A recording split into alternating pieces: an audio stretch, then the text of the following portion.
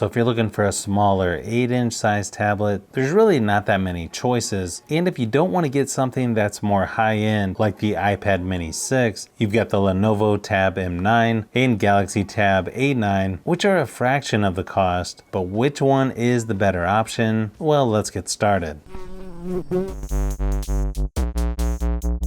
Normal pricing for these are somewhat similar, right around $150 to $200, depending on where you get them from. But of course, you can find them even cheaper with holiday sales going on right now. But Samsung has the advantage with 4 or 8 gigabytes of RAM versus only 3 or 4 with Lenovo, and then 64 or 128 gigabytes of storage with Samsung versus only 32 or 64 for Lenovo. Display sizes and quality are somewhat similar between these two. You've got an 8.7-inch LCD display on Samsung versus 9-inch LCD display for Lenovo, and both tablets have 800 by 1340 resolution. And when you try to hold these tablets in your hand, it's a little easier to hold the Tab A9 since the Tab M9 is a little bit wider and just not quite as comfortable to hold, in my opinion. Brightness is pretty similar between these two as well, but in person you will notice Samsung has a little better viewing angles. You also get Widevine L1 on both tablets, which is kind of surprising considering both of these are less than 1080p resolution. But overall, I don't think you can go wrong with either one. I feel like 1080p should be a minimum requirement for tablets and phones, but I don't know, maybe that's just me.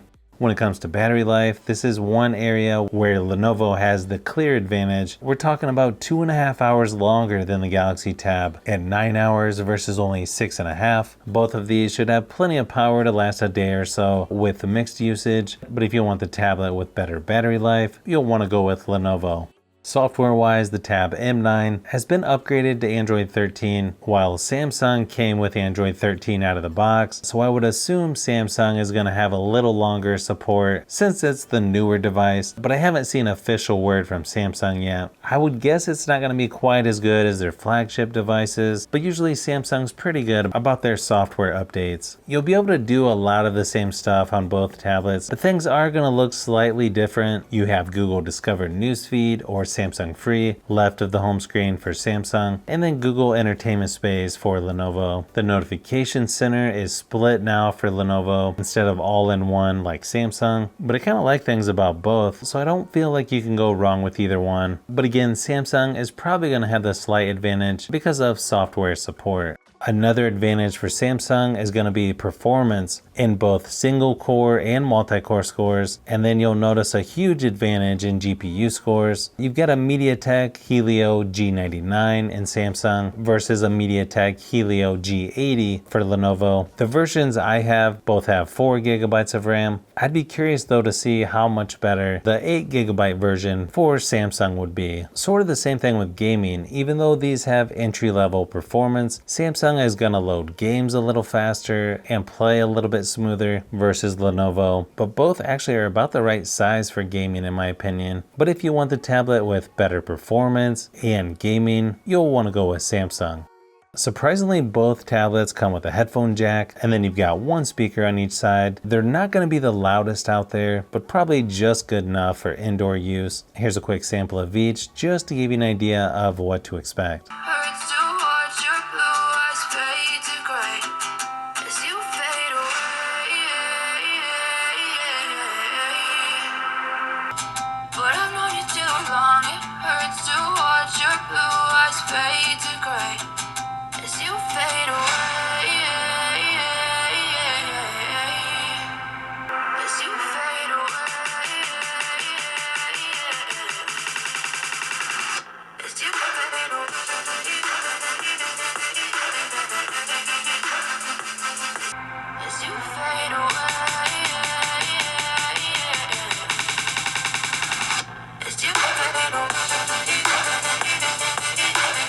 Now when it comes to cameras, these two are not going to be that great, so I'd probably just use my cell phone in most cases. You've got an 8 megapixel rear facing on both tablets, 2 megapixel on the front for both, and then you can only shoot 1080p resolution on the back for video recording for both tablets. It's only 720p on the front. Here's a quick sample of each just to give you an idea of what to expect.